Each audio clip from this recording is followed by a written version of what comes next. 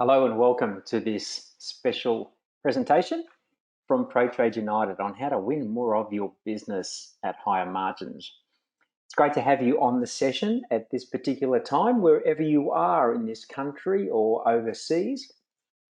My name is John Mailer and I'll be with you for the next 50 to 55 minutes. If this is your first time on a webinar, congratulations and thanks for joining the technology of being able to share information globally. And if this is a regular type of event or you've been on a webinar before, welcome back. It's great to have you again. Relax.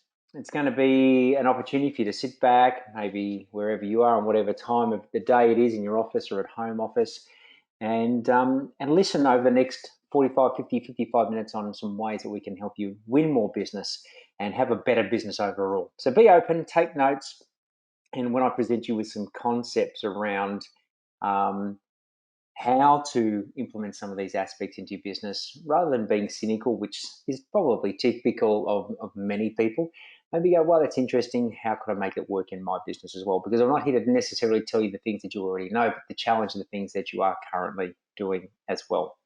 So be present. You're going to receive a recording. So if there's some information you find valuable that you'd love to share with a business partner or an employee or some of your team, great. You're going to get a copy and you'll be able to review it with them as well. And I'm also going to give you an opportunity, and I'll share with you shortly on how you can share what you're learning, what you're experiencing, and also interact. So it's not a monologue. It's not me doing a one-way conversation. It's how do we interact, and none of us is as smart as all of us. So just a quick snapshot. I know some of you are familiar with who Protrade United is, and some of you are experiencing Protrade United for the very first time. So we position ourselves as Australia's #1 coaching and mentoring organisation that supports trade and construction business owners nationally. So we currently work with about 180 clients from as far west as Perth, as far north as Tennant Creek and Cairns, Townsville, and right down into Tasmania as well. So the broad spectrum, and to work with clients for one of three reasons. Firstly, to help people stabilize and streamline, so you can create consistency with income, profit, and cash to then give you choice.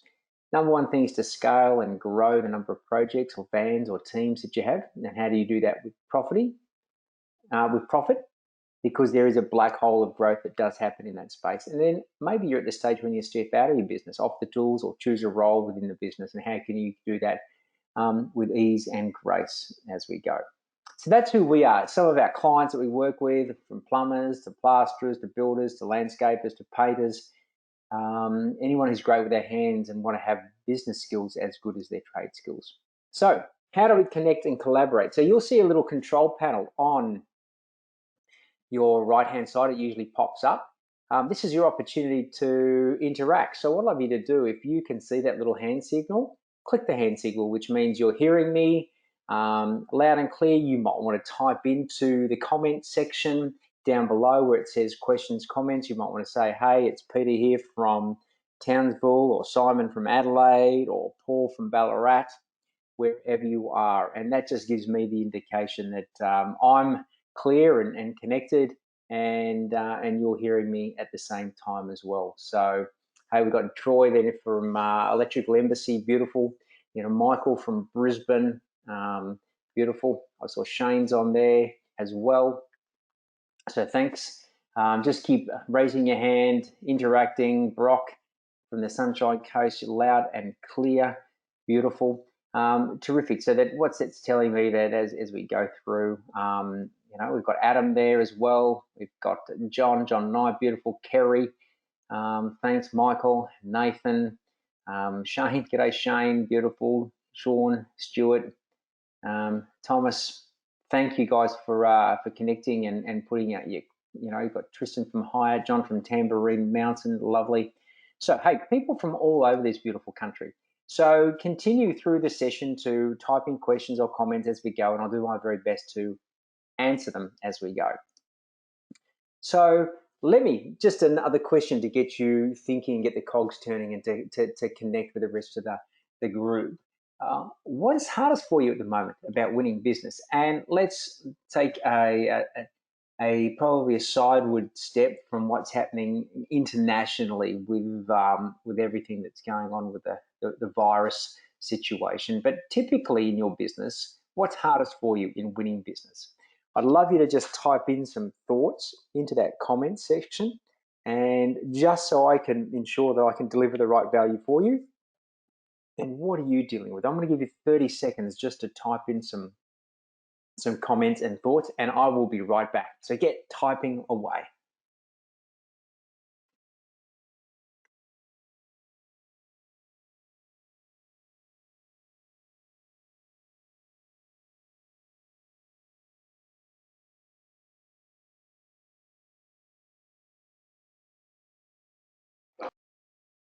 How are we going? What have you got coming up with? What are you dealing with at this point in time? Let's see what's coming up. So, opposition, buying work. Thanks, John. Getting quotes to customers in a timely manner, says Josh. I'm balancing quoting and admin with completing work on site, says Brock. Totally. John's got winning jobs at a decent margin. Deborah's got scheduling to work. David's got finding and keeping the right workers. Shane, price shoppers and how do I communicate what we do as a business. Tristan's got no feedback and negotiation. I want to hear everything for a nothing price. Afraid of being too expensive. Thanks, Stuart, for sharing that. Luke's got easing the anxieties of potential clients to ensure trust, and a few more are coming through. So what I really get from that is that we are all related. We can all relate to each other one way, shape or form. And, you know, as we go through the session tonight, I want you to adapt the ideas and improvise based on which business that you're in and who the client base is that you've got talking. But the challenges are uniform across all trades in construction. Some manage them better than others. So what I always love to share is that business is not an easy game. If you put your hand up to a business owner, as a business owner, you did not sign up for an easy game. So Jim Rohn, one of my favorite business mentors, keeps reminding me is don't wish that life was easier. Just wish you had better skills. Don't wish that business was easier. Just wish you had better skills to get through things. And so I just want to share with you what I have seen as the number one barrier to winning better quality work at higher margins for business owners. And some of you aren't going to like it. The biggest barrier is you. And I'll sort of share a little bit more around that. But one of the things that we work with clients at Protrade is understanding that you have to take 100% responsibility for what's showing up in your business.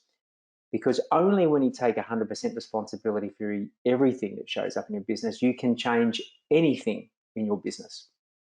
Yeah. So I'm going to sort of put you on the spot here, because if I think you're the number one barrier, let me just give you an indication. See, we work with clients and give them great tools to, you know, improve the way that they do their business. But then there's an aspect of implementing those ideas. And that's where the business owner can assist or get in the way. So here's an example. You know, a balance between 80% of the psychology, or some people call it mindset. I don't like the word mindset, but it's really how you manage yourself. And then there's the ability and skills. So for some of you, not all of you, some of you, the way to get higher margins in your business is to value yourself more and put your prices up. I know in a typical audience, there's usually 3 out of 4 out of 10 people have not put up their prices within 2 years. They are still charging what they did 2 years ago at the same price.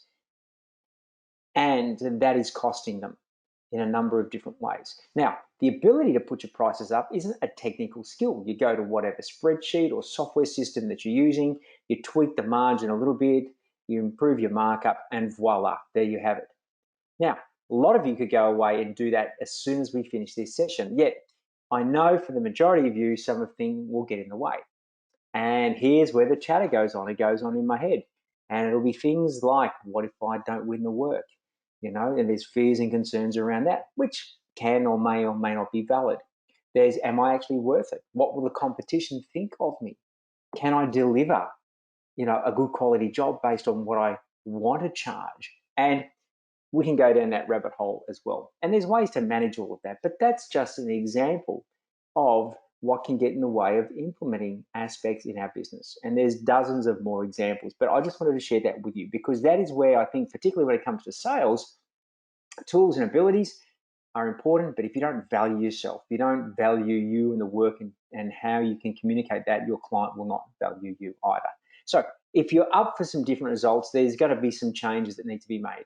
And some of the things I'm going to share with you are completely different to what most people in your industry are doing today. And you have to be different. You have to change. If you're not embarrassed by the way you were doing business 12 to 18 months ago, you haven't changed. You don't look back and go, wow, I can't believe I used to do things that way, and have a bit of a chuckle about it, then you are still doing things the same way. And the most dangerous words in business are, that is the way we have always done it. So what is this workshop? It is some simple yet powerful tools to help you win more of your jobs at a higher margin. Not help you just win more jobs, win more of your jobs. Because you can have a schedule full of work that is low margin, no profit, be busy as anything, and make nothing at the end of it. But I want you to win more of the jobs that you're currently winning at a higher margin. Yeah? So adapt the ideas, as I said before, to suit your target customer and your business as we go. Improvise, adapt, and move along. So here's a question for you all. What are you in the business of? What business are you in? Quickly type away into the comment section. If you think you've got an answer to this, and by the way, it's not a trick question. I'm not here to judge you. It's not right, wrong, good or bad. I'm just interested to hear what business you think you are in. And here's a little tip. We are all, even me, in the same business.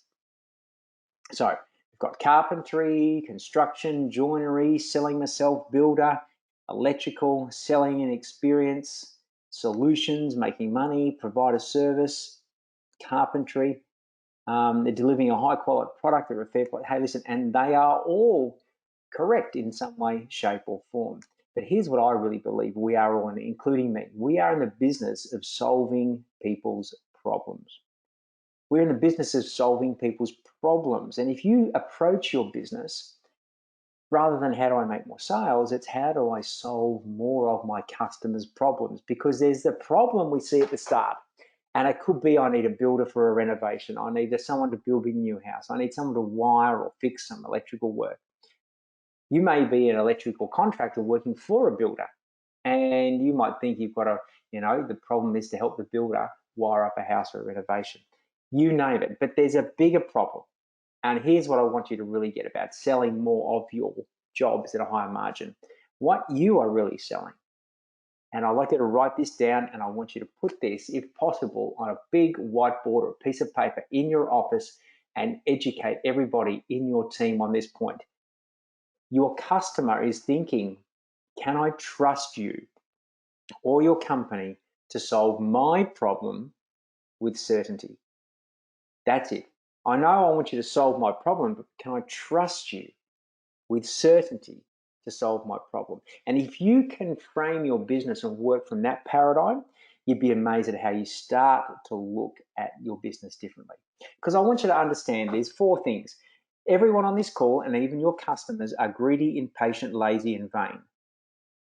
Yep, even you and even me. Here's a quick example. Would you prefer to have $10 or $1 million right now? Of course, you're greedy and you'd like the $1 million. Now, would you like that in 12 months' time or today? Geez, you're impatient. You want it today? Now, would you like me to deposit that directly into your account, or would you like a check and then you have to take that down to the bank, wait 5 days for it to clear, get questioned by the bank teller about why you've got a check for $1 million? Geez, you're lazy. And would you like me to thank you, pat you on the back, and share my gratitude for giving you the $1 million? Of course. So you've got to get that your customers are greedy, impatient, lazy, and vain. And another thing, help your team understand this. So if that is who they are, if that is who you are, listen, here's what you do. Give your clients more than you promised, just a little bit more. Be efficient and make it happen quickly. Make it easy for them. Make it easy for them to pay you. and make them feel good in the process. I trust this is making sense, yeah? 4 key things. The last slide, can I trust you with certainty to solve my problem and give me more than you promise? A little bit, not over-promise. Make it happen quickly, make it easy for me, and just make me feel good about me in the process. I trust that makes sense. So we're going to talk about a recipe, and what we know about a recipe is a recipe gives us a predictable and consistent and reliable outcome most of the time. Yeah, you've got a picture of what the outcome is, you've got some directions, and ideally if you follow the directions correctly, you get a teachable, repeatable, and predictable outcome. So we need some ingredients. Now, in our ingredients we're going to run through here is 5 key things: a target customer, how to build value, how to create great perception, build trust, be different, help and serve. So let's get straight into it. 10 out of 10 of importance in marketing and selling is knowing exactly who your dream customer is. And for some of the clients that we work with on this call, you'll know exactly what I mean. Because if you're not clear about the type of customer you want to work with, you'll accept anything that comes along. You'll accept anything that comes along. Versus if I want to win higher margins in my work, I've got to have a type of customer that also is prepared to pay and see the value in me. I trust that makes sense. So who is the target customer? Now, we don't have a lot of time to go into this, and we do a lot of workshopping with our clients around this. And it's about understanding where the sweet spot is. Now, you'll have larger projects that you work with, you'll have smaller customers that you work with, but there is a sweet spot where if you can get 10, 20, 100 of these jobs, depending on who that is, lined up for you, you think the rest of your year is spot on, yeah? So what does the dream customer look like? Well, we think there's 6 P's that are involved. Firstly, they're profitable, which means they have the margin in the jobs that work for you. They pay on time or according to the terms that you've agreed on. You enjoy doing the work for them and you enjoy them as well, so it's pleasurable. They're like a partner in your business because they refer new customers to you. There's a pathway of least resistance to the decision maker, which means you can get to the person who says yes or no, does the money. You can talk about variations, get approval on all those types of aspects. And they're also comfortable with your process and are prepared to follow your process. Now, I can guarantee there's people that you've done work for before that the work isn't profitable. They don't pay on time. They whinge, moan, and complain. They never refer business to you. You can never connect with them or communicate, and they want to do things their way, not your way. You know what I mean? So get clear about the target customer. Where is the value that you offer? Okay? Because here's what I want you to take into account. The money for your financial future, unless you're already set in that area, is currently in someone else's bank account. The money for your financial future is in someone else's bank account, and you have to look at a way to deliver great value so people are willing to exchange some of their money for what you deliver. So what is it that you do that gives people great value? And you need to give people what they want. In this situation, it's what people want is they want certainty. They tick these things subconsciously or consciously in their head. They want clarity and direction. And at this point in time, particularly with a level of uncertainty going on globally, the number one thing I think you should be focusing on is giving your customers as much certainty as possible. Yeah, they want clarity and direction. They want professional and confident. They want efficient, not hurried. They want clean and tidy, quality and value, not cheap. They want open and common and constant communication. They want guidance and support, and they want just a little extra, and they want you to make them look and feel good. Now, if you can deliver that consistently, your people will perceive that you are more valuable as well. Because one of the things I want you to take on board is that the best tradies, the best skilled craftsmen are not the most successful in business, but it's the one who gives the perception and delivers the value, yeah? So keep that in mind. Number 3, give great perception. Now, this guy here, now you might know him. You might be quite familiar with the way that he dresses. Could be someone very close to you. Now, they could be the best, most skilled craftsman around, whatever it is. Now, the perception though, when you look at them, is dodgy tradie. Now, I know you're not dodgy trading. I know everyone on this call is willing to work on themselves. Yet you've got to look at a way to create a better perception, because I want you to take this into consideration. Perception is people's reality. It may not be the whole truth, but it is their reality. And how do you take away any concerns that they may have about your professionalism? So we talk about brand touch points at Protrade, and these are the things to consider. Are you consistent with your uniform, your signage? Simple things like having a 1300 number gives the perception that you're a bigger, more established business. Quality voicemail. Have a business email instead of a Gmail or a Yahoo or a at Big Pond email. Have stationery, have collateral. Little things like this are low cost. A 1300 number costs you 25 bucks a month. You know, business email costs you $100 a year. Stationery and collateral for $500, you can get business cards, letterheads, envelopes, print it up. So every time you connect with someone, you're giving them great perception. And how do you build trust fast? Well, here's it's not complicated. You know this. Do what you say you are going to do when you said you would in a matter that you committed to. Just do that. You manage and help people get what they expect. 9 times out of 10, that is all they're looking for. Be a visible expert, which is about how do you position yourself, not prospect. And I'll talk about that in a sec.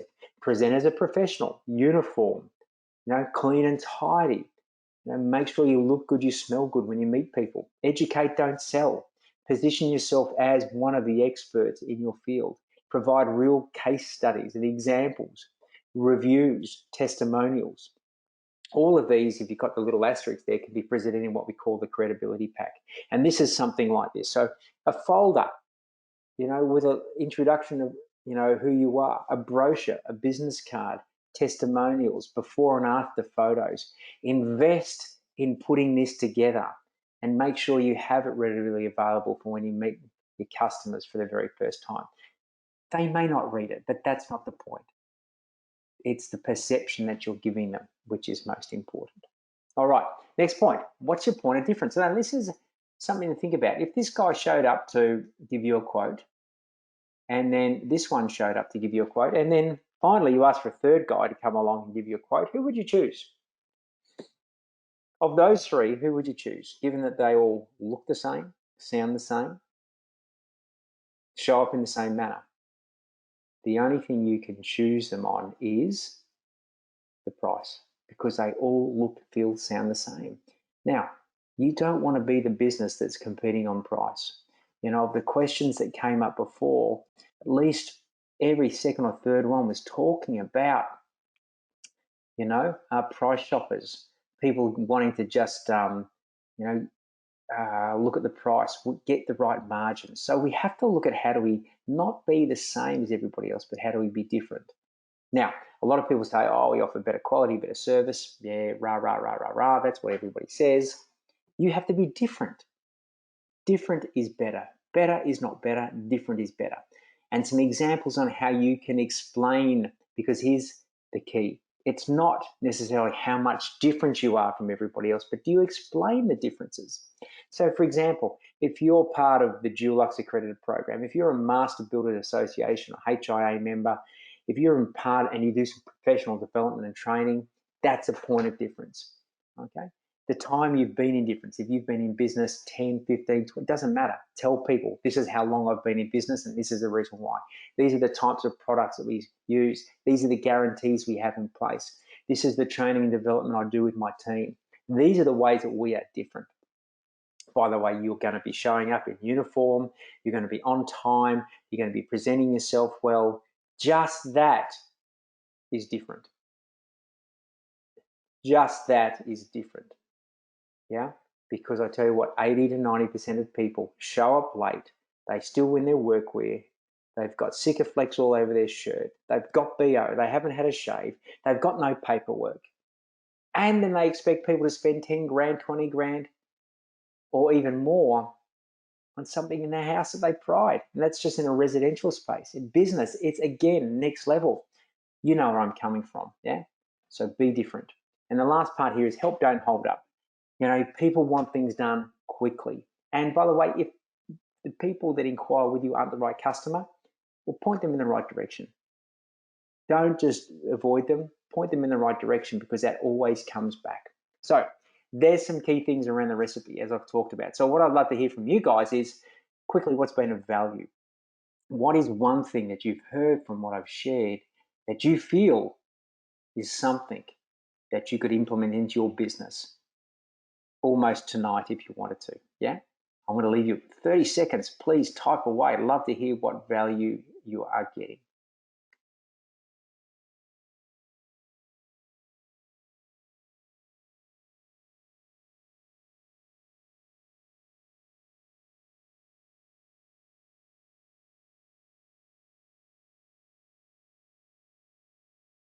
All right, thank you for sharing. So here we go. Being different is the most important thing that works. Thanks, Howard. New uniform, says Kerry. Be consistent with branding and uniform, says Mark. Yeah, good one. Definitely idea of thinking our services are solving people's problems, says Nicholas. Solving the customer's pain. Credibility back. Going to do it, says Stuart. Lovely work. So here's the thing. It's not the number of ideas that you have, guys. It's what you do with the ideas. Be there before time, says Howard. Lovely. Multiple USPs, says Troy. Again, you're better having one or two ideas that you work with and get traction on versus having a ton of ideas that just stay in your notebook. All right, so let's have a look. Moving forward, we talked about what's been valuable. We've got the ingredients. We've got to bring it together in a method now. Now, we have a 6 or sometimes a 7-step process. Now, in selling, some people have just got a down pat. They don't need a process. They just go on and intuitively just work with the customer. I could never do that. I needed a process. I'm a very methodical, structured type of person because that gives me the sense I don't have to remember much stuff. I'm not that intelligent, so I like checklists. I like processes, and that way when I rock up and do something, I can just follow that process. So we're going to talk about a few of these key things here, because if you have a process and you haven't followed and you follow it consistently, you tend to get more of a predictable outcome. Yeah. So these are the 6 steps. Number 1 is the initial connection. Number 2, we have 2 qualification processes. The one's really about the phones and the questions. Second ones could be more in person, depending on your business. The step 4 is presenting the solution or the proposal. How do you handle follow-ups? And then you complete, confirm, and commence. So something to think about, what happens in your business. So the initial connection, most of the time, this is when people call you, or they might say, listen, could you come out and meet me somewhere? It doesn't really matter whether it's in the phone or it's in person. People build trust and they're thinking, remember, can I trust you with certainty to solve my problem? So be prompt, be present, turn your phone off, be polite, doesn't cost anything, and be professional. Wear a uniform. If you can, if you're on the phone, ask for people's names, listen, be clear in your communication. It's not rocket science, yeah? It takes 3 to 4 seconds to create a first impression. Make yours a memorable one. So that's so important. Secondly, we've got the qualification point number 1. Now, the purpose of this qualification process is A, to check in with the customer what their initial query or concern or problem is. And then secondly, it's also to disqualify the people who you don't want to work with. Yeah. So over the phone, you want to gather as much information. Now, if you've got a 2-step process where you might get some information over the phone, and then secondly, you book a meeting to go out on site or meet someone in person. Okay, this first part could be about understanding them a little bit more. Now, I really believe having a questionnaire. Now, I know we've got a lot of project type businesses on board. We've got some builders and carpenters, larger commercial electricians, maybe even painters, plasterers, people who are doing work in the residential space. I believe having a questionnaire and a list of questions to ask is really key. You might remember some of these off the top of your head, but you don't want to be the person all the time having to do the initial qualification. So let's have some questions in place before you actually go and invest time and energy on meeting potential customers. So one of our past clients, who actually now one of our team at Protrade, when we started working with Geo, he had very little in place as far as a questionnaire or initial consultation. So he got an inquiry for a build or a renovation. He would go, great, yep, love to meet you. Let's book a time to go out on site. And there's nothing wrong with that. But then he would get out on site, often travel half an hour, 3/4 of an hour, maybe more to get to site. Then he'd find out that, the people he was talking about had never built before. They were totally unrealistic with the budget that they wanted. Really didn't know what they actually wanted. And then he would then go away and spend a lot of time putting together some sort of guess, not a sort of a detailed scope of works and price. And it would take him not hours but days to do that.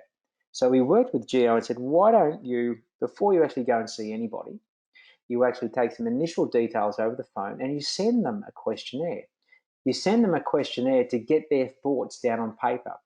Now, I've been through the build process myself with my wife, and this is the most valuable thing we ever did. So we sat down, a bottle of wine, answered a truckload of questions. So when the builder came to meet us in person, he already had a brief of what we were looking for. Yeah.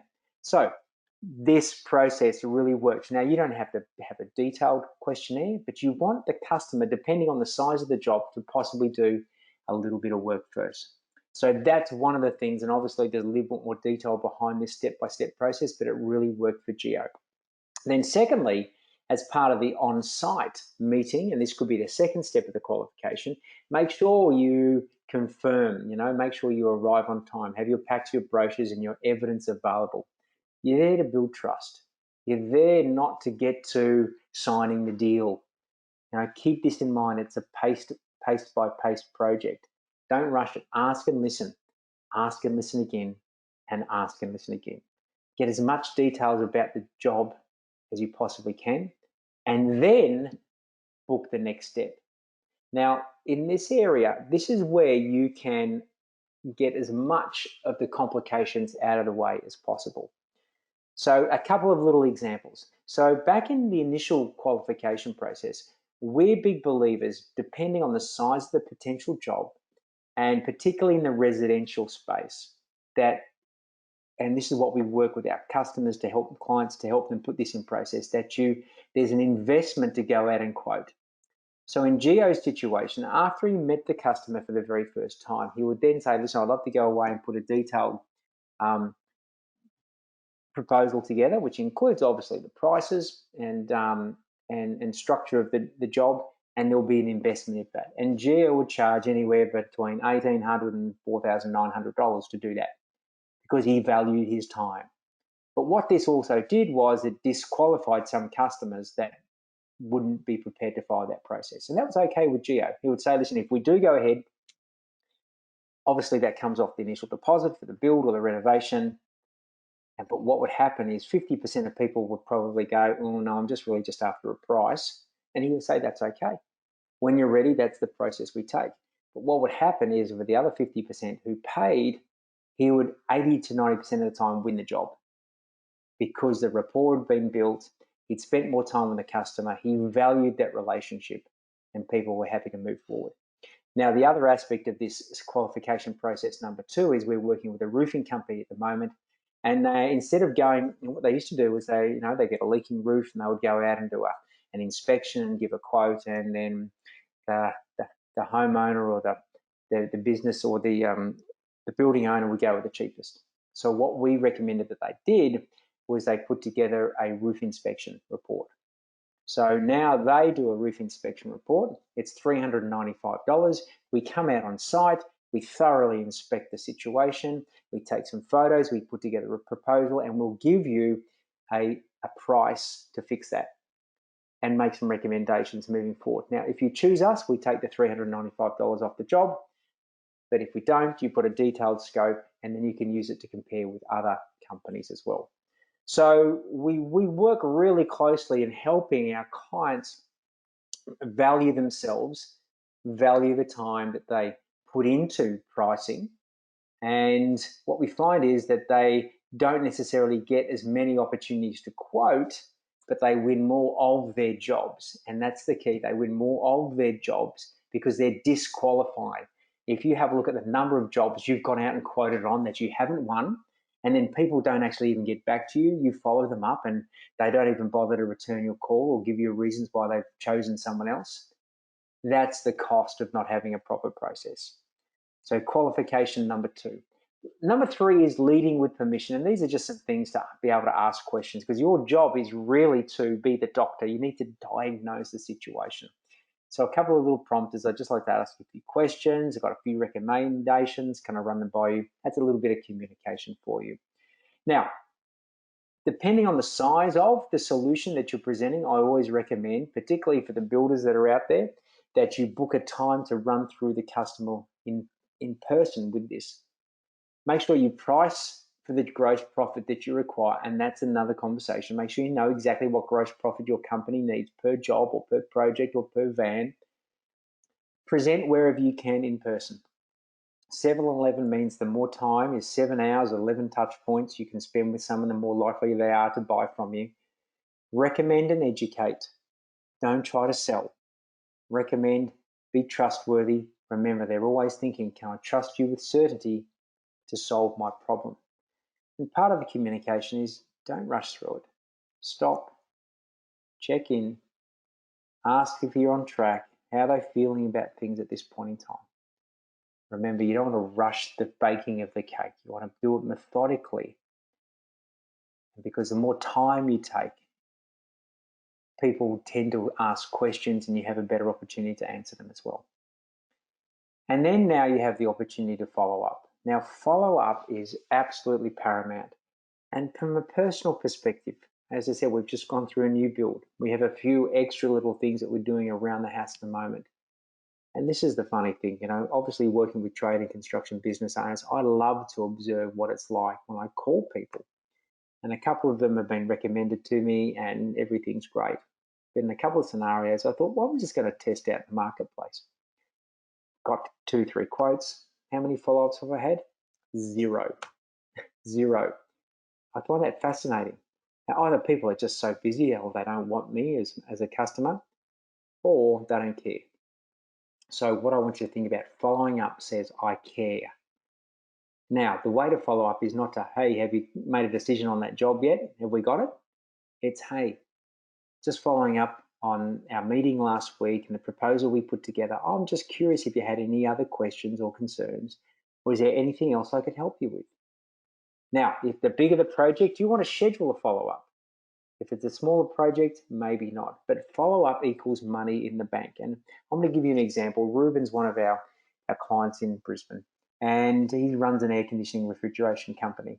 And when we recommended that he followed up and was genuinely curious and wanting to help the customer, he won, and his conversion rate went from under 30% to over 70%, because the fact is he was the only one who would follow up. Everyone else would put their price in and just sit back and hope that the phone would ring. Follow-up equals money in the bank. Now, I want you to think out there of the businesses or the opportunities you've had in the last 30 days, 3 months, 12 months. How many of them have you actually jumped on the phone to follow up with? And I know, based on the numbers I've been working with, at least 60% of you have done no follow-up. If there's a project that you want to win more business at a higher margin, particularly over the last 30 or 60 days, jump on the phone, do some follow-up, get your team involved. You will be surprised. And then last but not least is, hey, confirm all the details, complete all the paperwork, and commence the job. So they're the 6 steps that we work with as we go through. So what I'd love to hear from you guys is what has been valuable.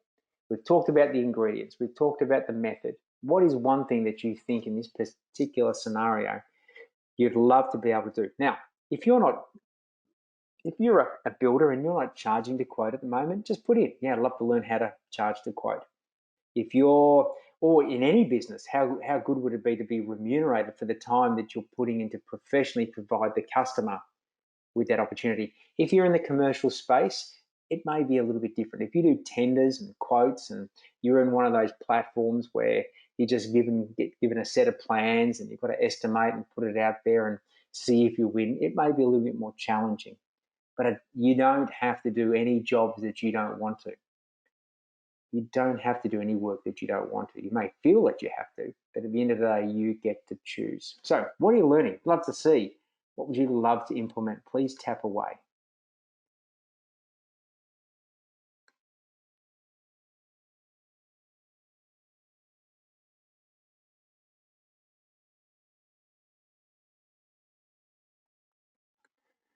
Beautiful. All right.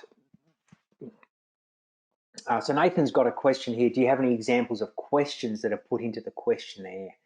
So, Nathan, could you just type in, mate, what sort of business that you're in? What is it? Are you in residential construction? That would be great. Just type it in there and I'll see how I go with that. Howard's got, I always follow up, and this does work. Many clients don't bother to let you know. Exactly. So that's great. Just send a follow-up text for a big job I just quoted on Stuart. You are an action man. Charging to quotes is Kerry. Love the questionnaire to qualify customers over the phone. And here's what I want you to think about. Having a process helps build trust. If you use this wording, this exact wording, and it could be, hello, Mrs. Jones, thanks very much for inquiring. We'd love to be able to help you out. Part of our process is ... Just by sharing with your customers that you have a process builds trust and certainty. If you're winging it, people know that you're winging the questions. Oh, yeah, mate, listen, tell me a bit about the job. Okay, sounds good. But you know what I mean. So, need to follow up and charge. Charge to quote. Initial questionnaire before going to site is gold. Of all of what you said makes sense. I use most of these strategies. Good on you, Howard. So I would love to learn on that and how to price with a decent margin. So Nathan's got residential building. So I'm going to share with that in a tick, Nathan. I'd love to try formalize some processes. Adam's got a lot to know regarding charging the quote, what is reasonable. I'd like to ask them to follow up and let them know when you'll be doing it. Hey, that's it. Give people structure. Structure gives you freedom and your customers confidence. So listen, Nathan's asked a great question. I'm just going to use an example for our build with our builder. So we did a questionnaire. It took my wife and I about a bottle and a half of wine to complete, but it was beautiful. Now, what we did was we were asked a lot of different questions from the builder about what's the style of house that we liked, how many bedrooms we were thinking of, what sort of designs or themes that we'd seen in magazines. He asked us to, cut out copies of photos or download photos from the internet of things that we liked, things that we didn't like. He wanted to know how much, land we wanted around the house as a garden, what sort of landscaping we'd thought of. Really, for us, it just helped us download all of our thoughts that we had. And it was not in his time, it was in our time. So we didn't have to rush the process, we could do it. And so that got back to me. It was about a 4 or 5 page questionnaire. So what I want you to think about, Nathan, is what are all the questions that you usually ask a customer or a potential customer when you meet them for the very first time that they could do in their own time to save you time and show them that you have a process. Yeah. So that's really what I want you to consider. I don't have that in front of me at the moment, but that's something that is just simple. You write down all the questions you would ask about something. If it's a renovation, it could be completely different as well. So we found it very valuable, as I said. So I trust that sort of helped. You've got the questions in your head. I know you have because you've been in the game a while. So download them onto paper and then work on creating that process. So I trust that helped there. So a couple of things to finish off with around technology. So we live in a world where technology is getting better, it's getting faster, ideally getting easier to use, and the population is embracing it more and more. But don't become lazy. Technology is not an opportunity to just sit in your office behind a computer and SMS and email people. It's how do you combine high tech with high touch? And I think what's most important is people love and crave the high touch. Yep. So how do you blend the two? So the number one thing that I'm going to talk about in this session is that how do you capture and store customers and potential customers' information? I'm talking about CRM, which is a customer relation management process, customer relationship management process. And there are a number of products out there. We're not affiliated with any of these CRMs. Capsule is one. I was working with a company last week and they're trialing this. And what this does, it allows you to capture the information you like from your customers. The other one we've looked at is Insightly, and then allows you to schedule follow-ups. It allows you to look at where you're at in the sales process. You can put in all of the details depending on the buying cycle of your customer. You know, if you're in the construction game, often the buying cycle could be anywhere from 3, 6, or 12 months. If you're in the residential plumbing or electrical business, you know, the response rate could be anywhere from 3 minutes to 3 hours to 3 days or 3 weeks, yeah? But this will be able to store their information and allow you to schedule follow-ups, not have to put it in, you know, a diary or in sticky notes all over the office or bits of paper here and there. You can put it all into one place, or spreadsheets, whatever you're currently using. So these are some things to consider. Now, if you're using a job management software like Simpro or BuildExact or Arrowflow, ServiceMate, they may have this facility as well. Yeah, but I want you to think about how do you start getting more professional with your correspondence with your customers. Andrew's one of our clients in Brisbane, who runs a very successful electrical company in the commercial space. Capturing this information allowed him and his team of estimators to get back to customers promptly, know exactly where people were in the buying cycle, make notes on queries and questions that people had, and if people didn't buy, then they could get back to them 3 or 6 or 9 months' time and re-engage and reconnect to ensure that they continue to build trust and certainty with their customers as well. Something for you to think about. So last but not least, around all of this, before I'd love to share with you one last opportunity and gift for you is a little checklist. Now, I'm a big believer in checklists. You don't have to write a full-blown recipe, but just start with a simple checklist, or one by one. What's the first step? What's the second step? What's the third step?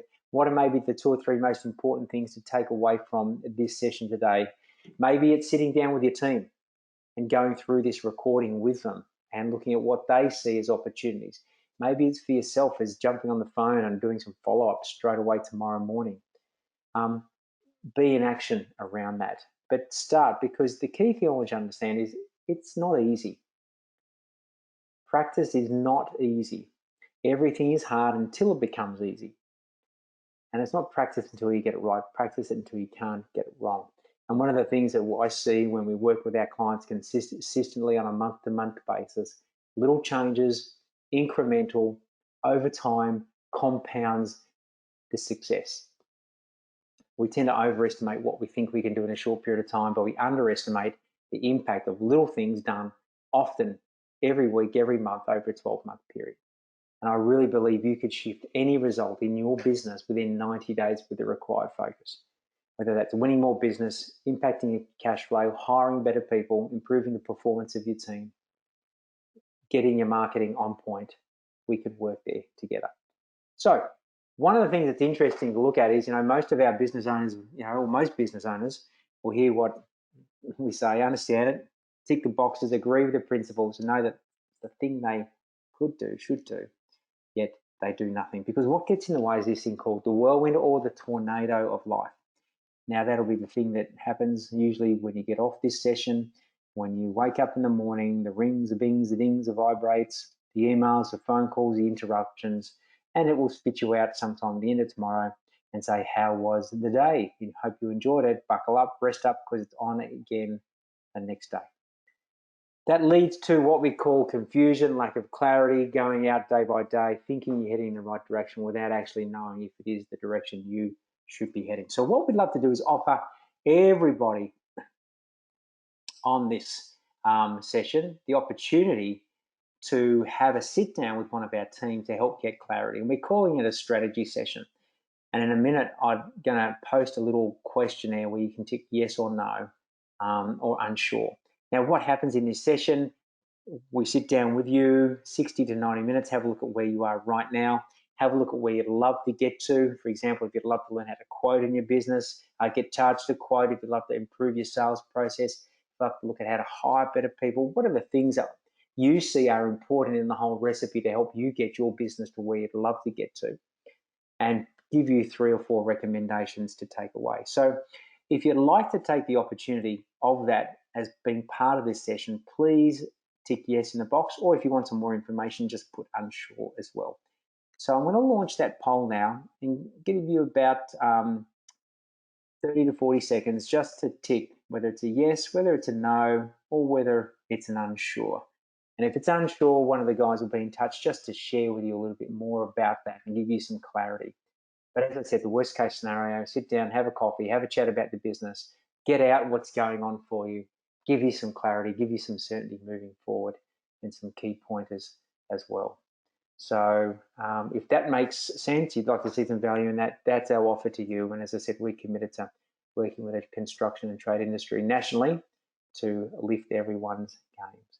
So I'll give you another 5 seconds, another 4, another 3 seconds, another 2, and 1. Beautiful. Good job, guys. So listen, when we comes back to it, I'd like to thank you and say I appreciate you investing some time to work on yourself and on your business. Today in this session, there's a lot going on internationally as well, but you know what? The one thing that you can control is yourself. The one thing you have control over is how you think, how you respond, what you do daily, and what you do to work on yourself and work on your business. Be responsible for that, because that is your reality. Yeah. Hey, continue to go out making a difference in your industry. When you wake up tomorrow, make a difference to your team, to your customers, to your clients, and be proud of the industry you're in. Continue to wave the flag to be in the top percentage of the people who are masters of their craft and professionals of their trade. Look forward to meeting you and chatting to you soon.